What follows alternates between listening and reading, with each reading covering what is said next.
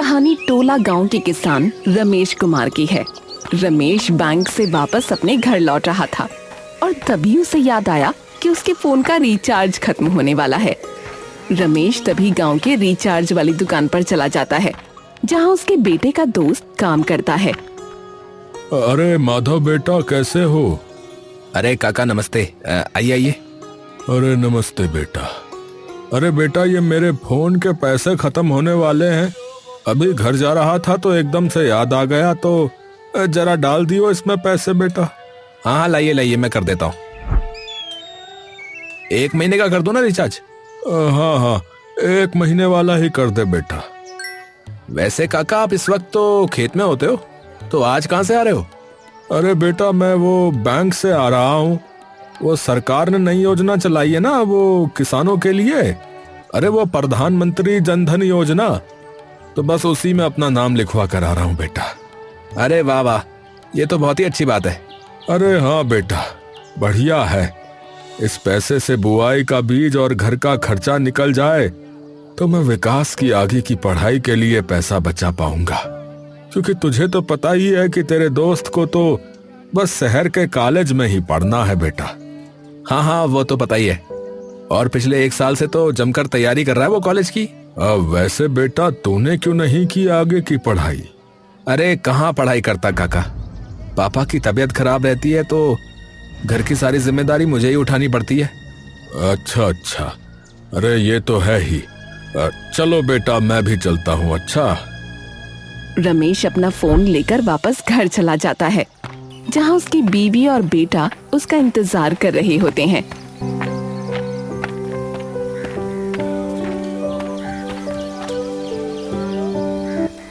आ गए पापा? लिखवा है नाम? हाँ हाँ भाई, लिखवा आया। अरे वाह विक्कू, अब तो तेरे कॉलेज के लिए पैसे हो ही जाएंगे। हाँ। अरे पर उससे पहले पेपर तो दे आ कॉलेज का। पहले तेरा नाम आएगा, उसके बाद फीस देनी होगी। अरे उसकी चिंता मत करो पापा, मैंने इतनी अच्छे से पढ़ाई की हुई है कि नाम तो आ ही जाएगा। चलो फिर ठीक है। कुछ दिनों बाद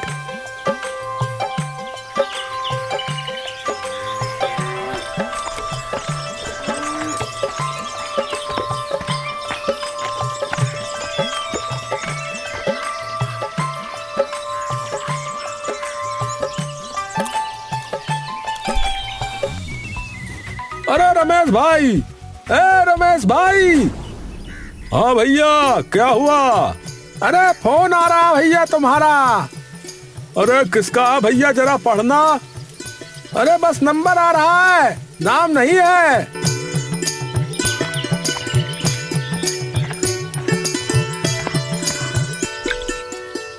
हेलो हेलो। हेलो, क्या मेरी बात रमेश कुमार जी से हो रही है? जी हाँ, मैं ही बात कर रहा हूँ, बताइए। जी देखिए, मैं जिला कृषि विभाग से बात कर रहा हूँ। क्या आपने प्रधानमंत्री जनधन योजना के लिए अपना नाम लिखवाया था? जी हाँ, लिखवाया था जी। पर हुआ क्या? घबराइए मत, बस एक छोटा सा वेरिफिकेशन करना है। आपके मोबाइल पर अभी एक नंबर आएगा, वो मुझे पढ़कर बता दीजिए। बस फिर आपका खाता इस योजना में जुड़ जाएगा। अच्छा, बताइए। जी, आपके फोन पर एक नंबर आया होगा, क्या आप मुझे वो बता सकते हैं? रमेश अपना फोन देखता है। 1 मिनट भैया, 1 मिनट। हाँ, आया है। 4 नंबर लिखे हैं भैया, 4 नंबर हैं। हाँ जी, वही। रमेश उस अधिकारी को वो नंबर बता देता है। जी धन्यवाद आपका। कुछ ही देर में आपका बैंक खाता योजना में ऐड कर दिया जाएगा। जी। रमेश वापस अपने घर आता है।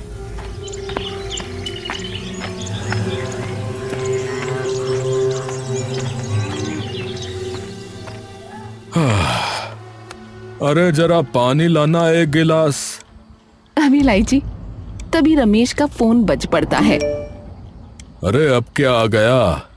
रमेश अपनी जेब से फोन निकालता है और देखता है कि उसके फोन पर एक मैसेज आया है। अरे ये क्या आ गया? अंग्रेजी में लिखा है कुछ, समझ में नहीं आ रहा।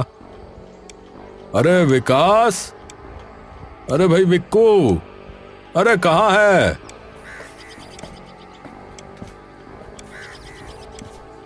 हाँ पापा। अरे पढ़ियो जरा, क्या लिखा हुआ है, ये अंग्रेजी में है। फोन लेकर वो मैसेज पढ़ने लगता है और एकदम से उसके चेहरे पर कुछ शिकन सी आ जाती है। पापा, आपने अपने खाते से किसी को पैसे भेजे थे क्या? है? नहीं तो, मैंने तो किसी को पैसे नहीं भेजे। मैं क्यों भेजूंगा भला पैसे? इसमें तो लिखा है कि आपने किसी के खाते में 80,000 रुपए भेजे। रमेश के हाथ पैर बुरी तरीके से कांपने लगते हैं। क्या? पर ऐसा कैसे हो सकता है बेटा? मैंने तो किसी को नहीं भेजे पैसे। मैंने किसी को नहीं भेजे पैसे बेटा। तभी मीना वहां आ जाती है। क्या हुआ? आप ऐसे कांप क्यों रहे हैं? इतना बड़ा सदमा लगने की वजह से रमेश मीना की बात का कोई जवाब नहीं दे पाता। अरे क्या हुआ? कोई बोलेगा कुछ? विकास तुम बताओ क्या हुआ है? विकास मीना को सारी बात बता देता है, जिसे सुनकर मीना के भी हाथ पांव कांप उठते हैं। क्या फिर पैसे हमारे खाते से कटे कैसे? अपने माता पिता की ऐसी हालत देख विकास उन्हें शांत कराने की कोशिश करने लगता है। देखिए माँ पापा, आप शांत हो जाइए। ऐसा भी तो हो सकता है कि किसी ने ऐसे ही भेज दिया हो ये मैसेज। आप दोनों बैठिए पहले। अरे आप शांत हो जाइए। हम कल बैंक जाकर बैंक वालों से बात करेंगे, सब सही हो जाएगा। हाँ, विक्कू ठीक ही कह रहा है। क्या पता किसी ने ऐसे ही परेशान करने के लिए ये किया हो। हाँ।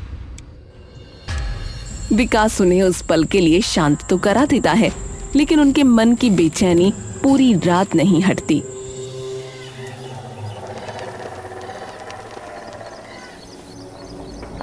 और अगली सुबह होते ही विकास और रमेश तुरंत बैंक चले जाते हैं। जी बताइए। जी हमें पूछना था कि कल मेरे पापा के फोन पर ना एक मैसेज आया था कि उनके खाते से ना कई रुपए कटे। तो बस वही पूछना था कि क्या सच में पैसे कटे, क्योंकि मेरे पापा ने तो किसी को भी पैसे नहीं भेजे और ना ही निकाले। बैंक कर्मचारी कुछ देर के लिए उन्हें गंभीरता से देखता रहता है। अपना खाता नंबर बताइए, मैं देखता हूँ। रमेश अपना खाता नंबर बता देता है।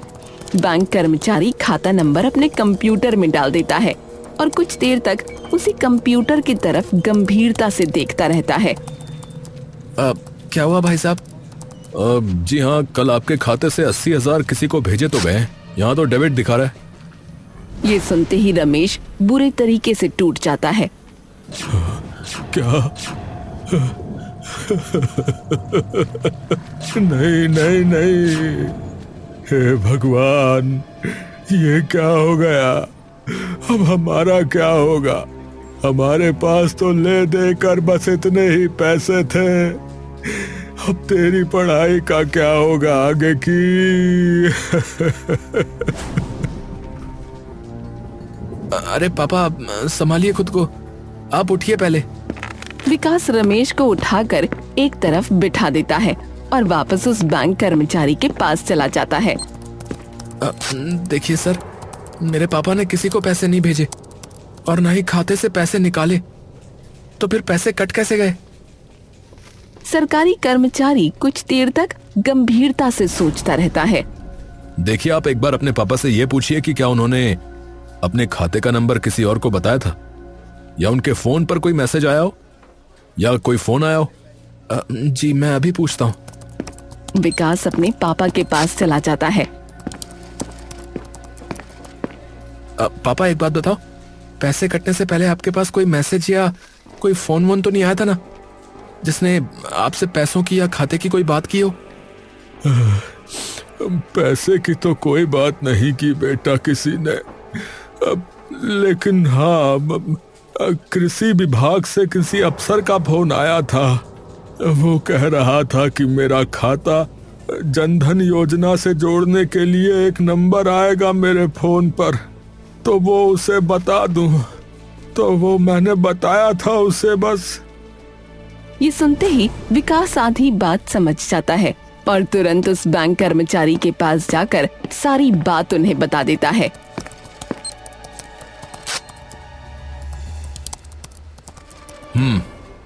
किसी ने इनके साथ ना स्कैम कर दिया है। आजकल देश भर में ये किसानों के साथ बहुत हो रहा है। ज्यादातर किसान इतने पढ़े लिखे होते नहीं है, तो लोग उनके भोलेपन का फायदा उठाकर इसी तरीके से उनसे पैसे निकलवा लेते हैं। तो सर अब क्या करें? देखो एक काम करो, अब इसकी कंप्लेंट साइबर डिपार्टमेंट में करनी पड़ेगी, वही कुछ कर सकते हैं। पर वो कैसे करेंगे सर? साइबर सेल तो शहर में होगा ना? उसकी चिंता मत करो। सबसे पहले तो गांव के ही पुलिस स्टेशन में जाओ और इसकी रिपोर्ट दर्ज कराओ। कंप्लेंट दर्ज होने के बाद पुलिस अपने आप ये केस साइबर वालों को भेज देगी और वे तुरंत जांच पड़ताल शुरू कर देंगे। विकास तुरंत रमेश को लेकर थाने चला जाता है और रिपोर्ट दर्ज करा देता है। ठीक है जी, मैंने कंप्लेंट लिख ली है, पर कुछ चीजें अगर आप बता सकते हो तो अच्छा होगा। जी सर बताइए। क्या आपके पास अभी भी वो नंबर है जिससे वो कॉल आया था? जी इंस्पेक्टर साहब, मेरे फोन पर ही आया था कल सुबह जब मैं खेत पर था। ठीक है, वो नंबर बता दीजिए हमें। रमेश उन्हें वो नंबर लिखवा देता है। उस इंसान ने अपना नाम या कुछ और बताया था आपको? नहीं इंस्पेक्टर साहब, और कुछ तो नहीं बताया उसने, बस इतना ही कहा था कि वो कृषि विभाग से बात कर रहा है। ठीक है, हमें जैसे ही कुछ पता लगता है तो हम आपको तुरंत बताएंगे। आप लोग जा सकते हैं अभी। रमेश और विकास सर झुकाकर वापस आ जाते हैं।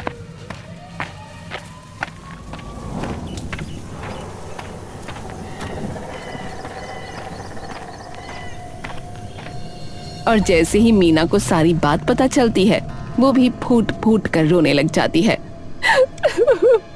न जाने किसकी नजर लग गई एकदम से हमें। गरीब इंसान का कोई फायदा उठाता है। चिंता मत करो माँ, पुलिस अपनी पूरी कोशिश कर रही है गुनहगार को पकड़ने की। कुछ ना कुछ जरूर पता लग जाएगा। अरे अब तेरी आगे की पढ़ाई का क्या होगा बेटा? और फसल कैसे उगाएंगे? बीज, खाद, बिजली का खर्चा कैसे उठाएंगे? अब हमारे पास तो एक भी पैसा नहीं बचा। अब विकास अपने माता पिता को समझाने की कोशिश तो करता है, लेकिन उसके मन में उसको अपने ही शब्द खोखले लग रहे होते हैं। कुछ दिन यूं ही बीत जाते हैं, लेकिन उन्हें कोई खबर नहीं आती। फिर विकास और रमेश एक दिन खुद ही दोबारा थाने चले जाते हैं। इंस्पेक्टर साहब, कुछ पता लगा क्या? देखिए, मेरी कल ही बात हुई है साइबर सेल के कर्मचारियों से। जिस खाते में पैसे गए थे उसमें से वो पैसे अलग अलग खातों में जा चुके हैं, और वो खाता जिसके नाम था वो इंसान तो कब का गुजर चुका है। तो अभी उन्हीं खातों की जांच पड़ताल हो रही है जिसमें वो पैसे गए हैं, तो उनके बारे में पता करने में अभी वक्त लगेगा। हमें माफ करिए। ये सुनते ही रमेश एकदम बिखर जाता है और बिना कुछ कहे बाहर चला जाता है। विकास भी उसके पीछे पीछे आ जाता है। पापा, भगवान पर भरोसा रखिए, सब सही होगा। विकास उसे घर ले जाता है और वापस बाहर जाने लगता है। तू कहाँ जा रहा है बेटा? चिंता मत करो माँ, मैं कुछ देर में वापस आ जाऊंगा। विकास बाहर निकल जाता है। उसके मन में गुस्सा और आक्रोश भरा होता है। पुलिस कुछ करे या ना करे, लेकिन मैं पता लगा कर रहूंगा कि ये किसने किया है। पर अब करूं क्या? हाँ, एक काम करता हूं, बैंक में जाकर उस खाते के बारे में पूछता हूं कि वो खाता आखिर था किसका और कहां खुलवाया गया था। शायद कुछ पता लग जाए। विकास सीधा बैंक चला जाता है। अरे साहब, मेरे खाते में से किसी ने 60,000 रुपया निकाल लिया है।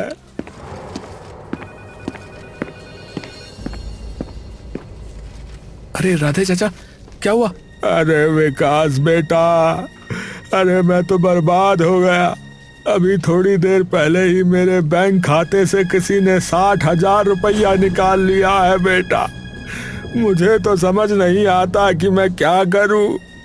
1 महीने के बाद बेटी का ब्याह है, कहाँ से लेकर आऊंगा इतने पैसे? क्या आपके पास भी कोई फोन वोन आया था क्या? हाँ, वो कृषि विभाग से फोन आया था मेरे पास। कह रहे थे कि मेरी फसलों का बीमा करवाने के लिए वो नंबर चाहिए ताकि अगर मेरी फसल बर्बाद भी हो जाए तो उसका मुआवजा मुझे मिल जाएगा। तो मैंने बता दिया साहब, मेरे फोन पर एक नंबर आया हुआ था। आप सही कह रहे हैं। इनके साथ भी वही हुआ है जो तुम्हारे पापा के साथ हुआ है। क्या हुआ है? क्या हुआ है ऐसा? बैंक कर्मचारी राधे को सारी बात बता देता है। ये सुनकर राधे सदमे में आ जाता है। चाचा, बिल्कुल चिंता मत करो, मैं आपके पैसे वापस लेकर आऊंगा। अरे पर कैसे? अब क्या आप मुझे उन लोगों की लिस्ट दे सकते हैं जिनके साथ अब तक ये चीज हो चुकी है इस गांव में? नहीं, माफ कीजिएगा, मैं वो नहीं दे सकता। ये बैंक के नियमों के खिलाफ है। हम कस्टमर की निजी जानकारी नहीं दे सकते किसी को भी। देखिए, आप मेरी बात समझिए। अगर हमारे पैसे नहीं मिले तो हमारा बहुत नुकसान हो जाएगा। मैं अपनी पढ़ाई नहीं कर पाऊंगा, ये अपनी बेटी का ब्याह नहीं करवा पाएंगे, और न जाने कितने लोगों का और भी नुकसान हो रहा होगा।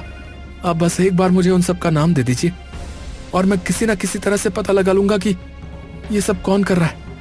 बैंक कर्मचारी कुछ देर सोचता रहता है। ठीक है, मैं दे दूंगा, लेकिन किसी को यह मत बताना कि मैंने आपकी सहायता की है, वरना मेरी नौकरी चली जाएगी। अब आप बिल्कुल चिंता मत कीजिए। बैंक कर्मचारी विकास को वो लिस्ट दे देता है।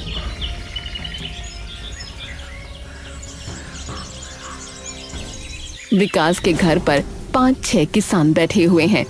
रमेश और मीना भी वहीं बैठे हैं और विकास सबके सामने खड़ा है। देखिए, मुझे लगभग सारी बात पता है कि आप लोगों के साथ क्या हुआ है।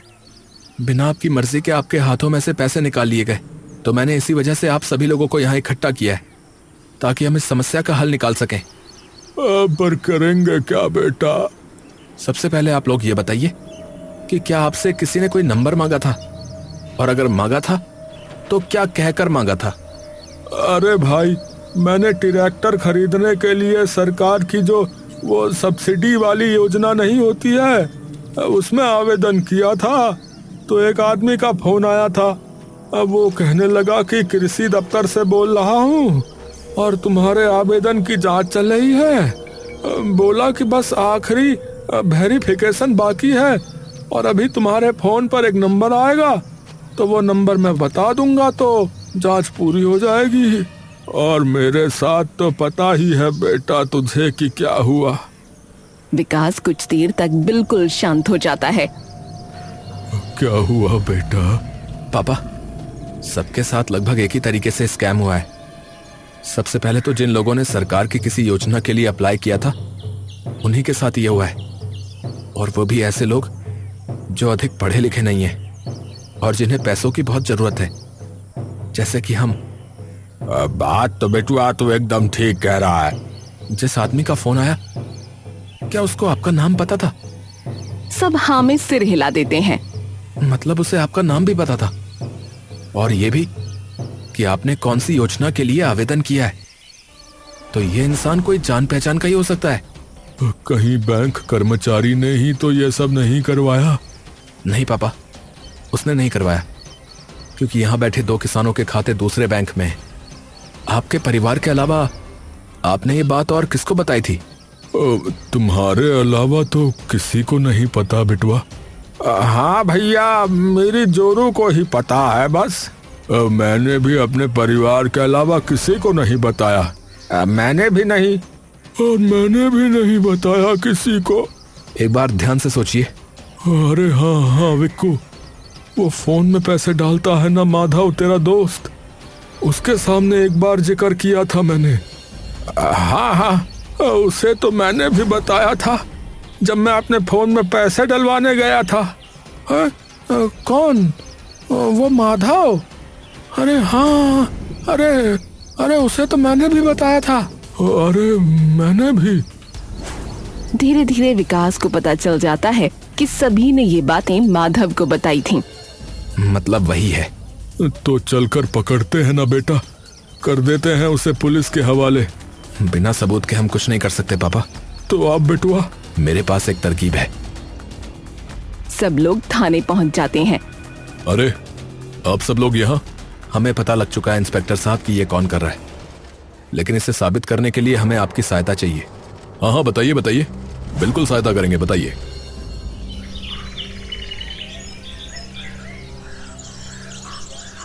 माधव आराम से अपनी दुकान पर बैठा होता है। तभी गांव का एक किसान गुड्डू वहां आता है। हाँ भाई बताओ। अरे भाई, ये फोन में रिचार्ज करवाना है। हाँ ठीक है, बताओ कितने का करना है और नंबर बताओ। गुड्डू उसे सारी चीज बता देता है। भाई वैसे एक बात बताओ, अगर आपको पता हो तो। हाँ पूछो भाई पूछो। भाई वो मैंने सरकार की जनधन योजना में ना अपना नाम लिखवाया था, तो जब उसके पैसे आते हैं सरकार की तरफ से तो मुझे इस फोन पर पता लग जाएगा कि पैसे आ गए। माधव एकदम से गुड्डू की तरफ देखता है। हाँ मैसेज आ जाता है बैंक वालों का। अच्छा भैया अच्छा। वैसे आपका पूरा नाम क्या है? भैया गुड्डू चतुर्वेदी। अच्छा अच्छा।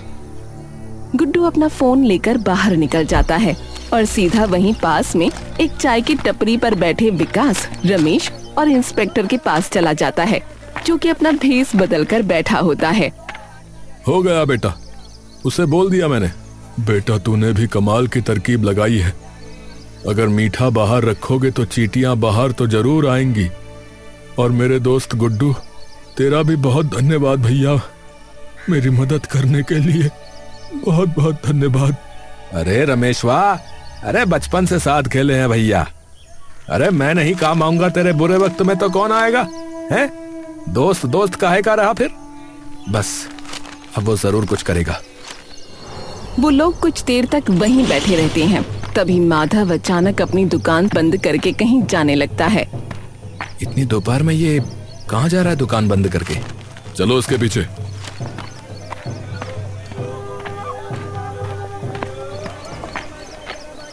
वो सब लोग माधव का पीछा करने लगते हैं।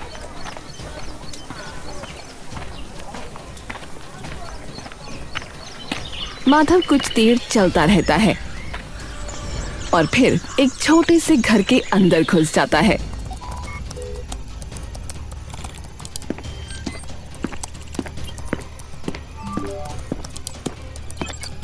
अबे ओए, एक और मछली फंस गई आज जाल में। नाम है गुड्डू चतुर्वेदी। जनधन योजना के लिए नाम लिखवाया है। हाँ बता, नंबर उसका बता, मैं भेजता हूँ उसे ओटीपी तब तक। माधव तुरंत गुड्डू को फोन लगा देता है। दूसरी ओर वहीं छुपे हुए गुड्डू का फोन भी बज पड़ता है। बस इतना सबूत बहुत है। इंस्पेक्टर तुरंत फोन करके बाकी पुलिस वालों को वहां बुला लेता है। माधव और उसके साथी को गिरफ्तार करके थाने ले जाते हैं।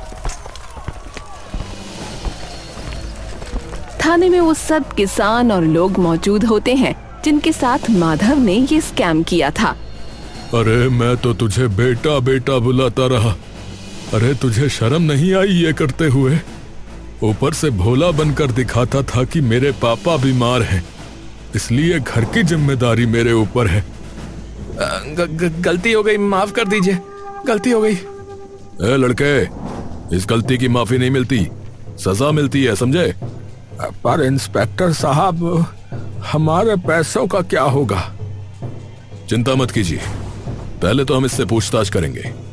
अगर इसके पास अभी भी पैसे होंगे तो यहीं से आप सभी के खातों में वापस भेज दिए जाएंगे, और अगर नहीं हुए तो बैंक से बात करके भी आपके पैसे आपको दिलवा दिए जाएंगे। ये सुनते ही सब लोगों के दिल में थोड़ी ठंडक पड़ जाती है। कुछ दिनों में उनके पैसे वापस उनके खातों में आ जाते हैं।